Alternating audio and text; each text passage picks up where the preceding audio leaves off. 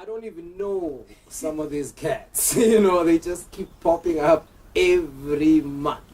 You know, yeah, and yeah, man, it's good. You know, it's good.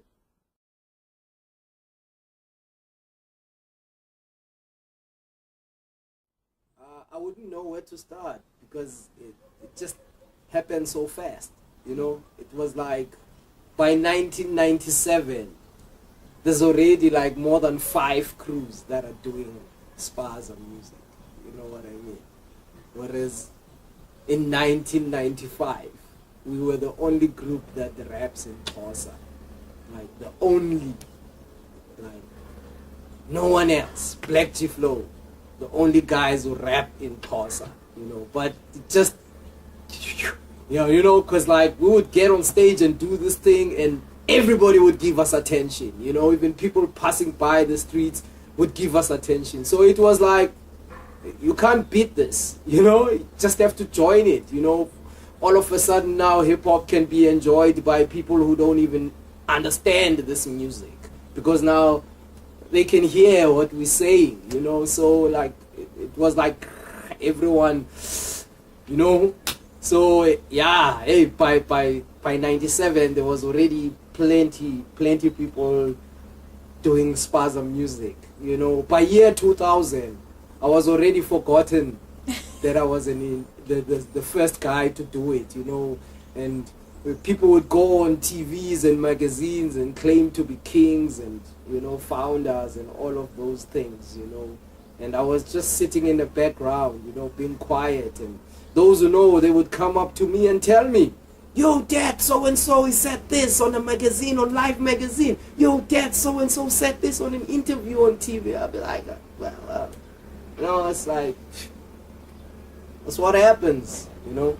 The man who did the first heart transplant, didn't get the fame for it until years later, you know. Then it was discovered, oh, it was a black man, and it was that black man. So it happens like that, you know. For me, well, first of all, I'm proud of these kids. Like, you know, when I see a Spaza MC coming up, you know, I think I am growing. I feel I am growing. You know, it's like I feel I am growing. I feel I'm developing. I feel I'm, you know, I'm becoming more than one. I feel like, you know, yeah.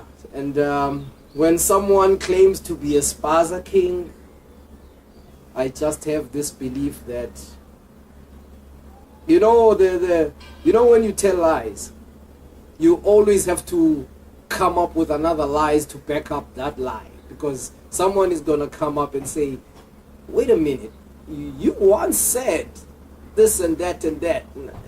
Now you are saying, and then you're gonna have to come up with another lie to back up that lie.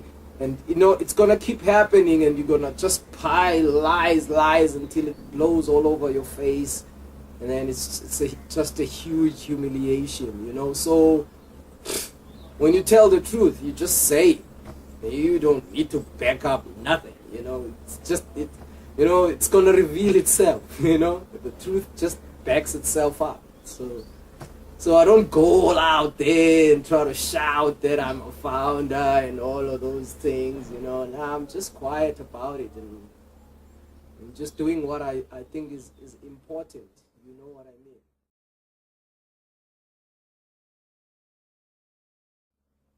Like growing the music, you know, like put the music in the map, you know. Right now the music is just like an arena for musicians or for new artists to start experimenting if they are artists. You know, it's not at the level whereby people who are doing this music are real artists. You know, it's at a point where, you know, these guys, to even prove that they're not even sure of what they're doing, they even give out their music for free. Like, you know, you do that if you know your music is not gonna sell. Like, if you're not sure about yourself, if you're not confident of what you produce to be good music, then you will obviously give it out for free. I mean, everybody knows if you want something genuine, you pay for it. You know, if you want Amavovo, then, you know, you're not gonna pay much if you pay at all. You know what I mean? So yeah, that's the thing that I see, you know, because I don't see these house guys, these guys who are making house music giving out their music for free, you know. And these guys, they release one track in 3 months maybe, or in 6 months, and it drops another. They doing it the same way these Spaza MCs are doing it, but they don't give it out for free. They don't. They sell it, you know. I don't understand. I don't see the Batanga guys doing that, or jazz guys. I don't know why. So the way I see it, the Spaza MCs don't see value in themselves, and there are a lot of people who are not MCs. I mean, in my generation, like, there was plenty of us. You know, we could fill up half the stadium. There was many of us, you know. Rappers. Yeah, rappers, heads, you know. Some people were not even rappers, but they would always be there. They were hip-hop heads, you know what I mean? There was plenty of us. And someone asked, where did all of that generation go? Like, where did they go? You know, some of them had families and stuff, you know, so and their jobs are 9 to 5. So they're no longer part of that world anymore. You know what I mean? So I know amongst these kids, it's the same thing is going to happen. Most of them are not even MCs. You know, they're just experimenting, you know, and that's why they don't see no need to look at it as business, because it's not a career to them. It's a hobby.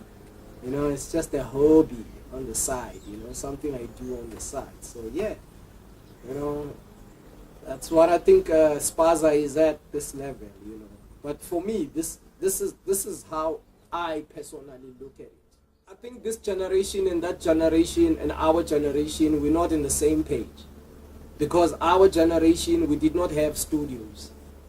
We did not have venues where we could host hip-hop gigs. You know what I mean? But we had the idea of making business from this. And we knew that we needed to get these basics, such as venues, sound systems, studios. You know, we were working towards that. Now, the next wave of a generation, when they came, there was already studios. There was already park jams. We worked hard, you know, to actually get to this level, because at that time, even parents were not the same as parents now. Most of these kids, their parents buy them the studio equipment. So that's why they so easily give away music for free, because it's not something they really worked for, you know. Whereas for us, we worked to actually have hip-hop being accepted by community. We worked to actually get studios. It was a hustle, you know what I mean? And now that we have these things, the next wave of generation doesn't put them to use in a right way, you know, because all the challenges that we had, we looked at them and we're like, okay, if we get this and this and this and this, then we'll be able to be in business. Now, we got this and this and this, but the next wave doesn't take this into business. You know, they do it, they make a hobby out of it. You know what I mean? So now, someone would come to DAT and be like, yo, I want to book you for a show. We're doing a show for June 16, you know, just for example. And then DAT would be like, okay, how you want me? You want me on a live band, or you want me digital? Nah, okay, digital. Okay, well, you can give me 6,000, you know. Okay, no, let me try someone else.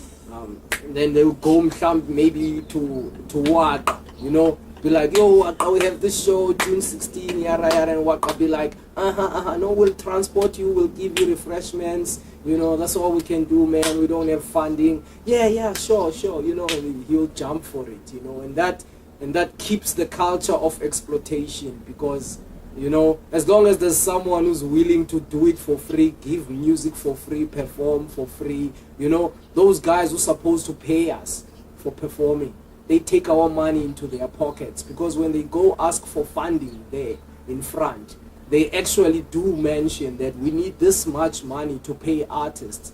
But when they come to artists, they will pay for the sound system, they will pay for the hall, they will pay for everything else but the artist. Why? Because there's always artists who are willing to do it for free. You see, so that's the difference between our generation and the new generation. The new generation, to them, this is a hobby, it's not a business. It's just going in the park and just playing there. You know what I mean? Whereas to us, it's business. You know what I mean? As much as you need to love what you do. If you're a doctor, you need to love healing people. You know what I mean? If you're a police, you need to love your job. If you're a president, you need to love people. You need to love what you do so that you don't get frustrated. If you're a mechanic, you need to love getting under the car, twisting them engines. You need to love what you do so that whoever comes at whatever times they need your help, you jump, you're willing to help. Not what we see nowadays. You go to a clinic and the nurse is frustrated, they don't want to serve you because they don't like this job. They just took the job because they can earn so much money. It was not about what they have passion for. You know what I mean? So, yeah, man, there's nothing wrong loving to do it. But it's a job. Don't do it for free. Yeah.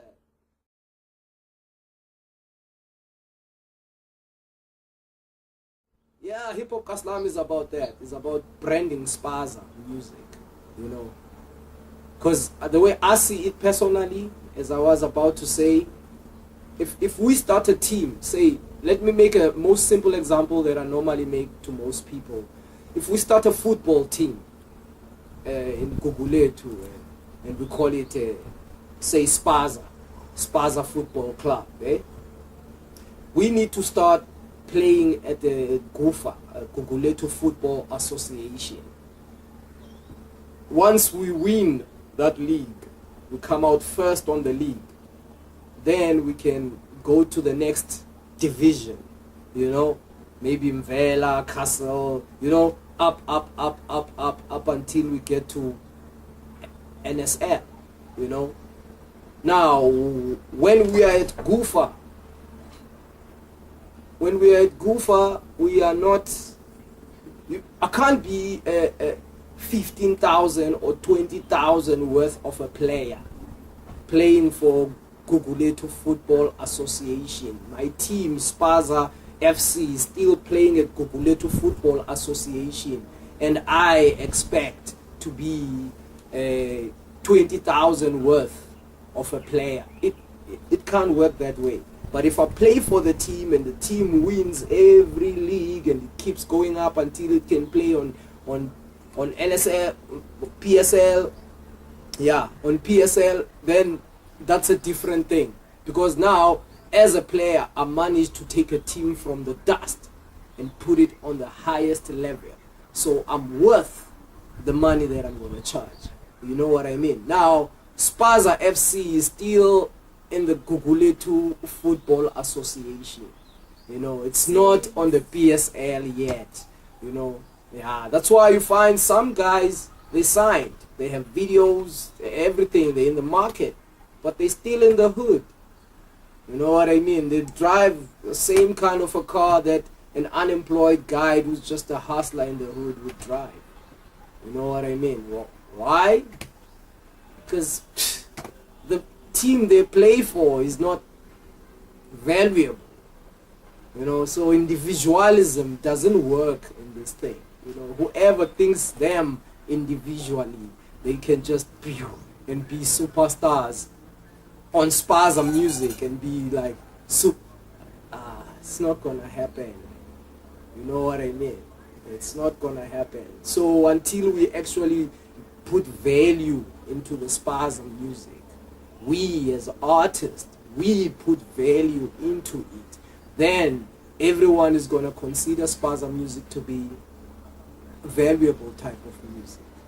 for example, another reason Hip Hop Kaslam was started was because when festivals happen, I remember there was once Kaelicha Festival.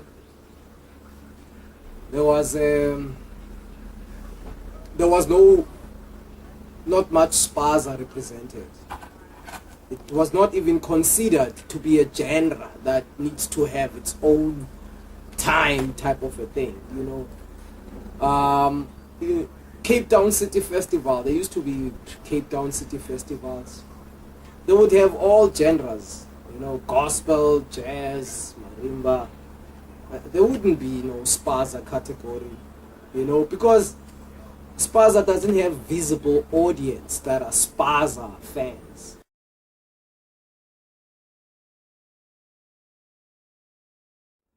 It can't. Every country's got its own hip hop. If you go to Palestine, they're doing their hip hop in Arabic there. You go to Tanzania, they're doing their hip hop in what's this language? In Swahili there. You know, you go to Zim, they're doing their hip hop in Shona there. So it's hip hop. You know? Yeah. I mean, the Jamaicans who started hip hop, because it was actually Cool Hack, who's a Jamaican DJ who went to New York and he couldn't get a record deal there because of his accent, and then he started doing it in the park. And that started park jams. You know what I mean? He was a Jamaican, you know, but when he brought what they normally do in Jamaica into America, the Americans, when they took that, they did not take it as it is. And they, you know what I mean? They took it and added their American flavor to it and made it American. They Americanized it. You know, so it's expected that when it goes to another country or another continent, we should actually add our own flavor to it, you know, and make it. That's hip hop. It travel even in America. Hip hop from New York and hip hop from the West Coast is not the same hip hop. You know, the hip hop from East is more pop music sampled on that, and the West Coast hip hop is more jazz funk. You know what I mean? Each one adds his own style, and now we are dominated by the South hip hop with heavy drums and all of that. That's another hip hop from another side of America. So, you know, this is not about dividing hip hop. You know what I mean? Nah. You know, it's hip hop. In Jamaica they call it dancehall. Before they used to call it ragamuffin, and it changed into dancehall. In America, they call it hip-hop. In South Africa, in Cape Town, they call it Spaza. You know, in Palestine, they call it slingshot. You know, so every country gives it a name, but it's hip-hop. So I don't see no segregation in that. Even Americans expect us to do hip-hop in this way. So, you know, there's no segregation. It's just that our hip-hop is not being recognized. You know, and we can't try to be jumping on Americans' road, you know, a spore, you know, that was the foundation that was laid by Americans, you know, because they did not jump onto Jamaican foundations, even though the Jamaicans invented this music, you know, and Americans improved it in their own way, but they didn't jump into Jamaican, you know, market. They just started their own. So I don't see why we should try and jump into American market about this. We should start our own, you know. Somewhere down the line they're gonna meet. Look now, Americans and Jamaicans, it sort of like came together, you know, with your Junior Gongs and Nas and your Raid, Junior Raid with the Game, with your Lauryn Hills, your Wyclef Jeans, you know. It's like it's coming together, you know, even though these guys were digging their own tunnel this way and these ones were digging their own tunnel this way, somewhere down there it meets again, it comes together. So I don't see no segregation in trying to put Spaza music on the map, you know. You know, it's just encouraging our language, you know, and our identity, you know, as the whole world is expecting South Africans to make a contribution to the world culture. And you can't contribute in the world culture if we're going to copy other cultures and you know, that's not a contribution.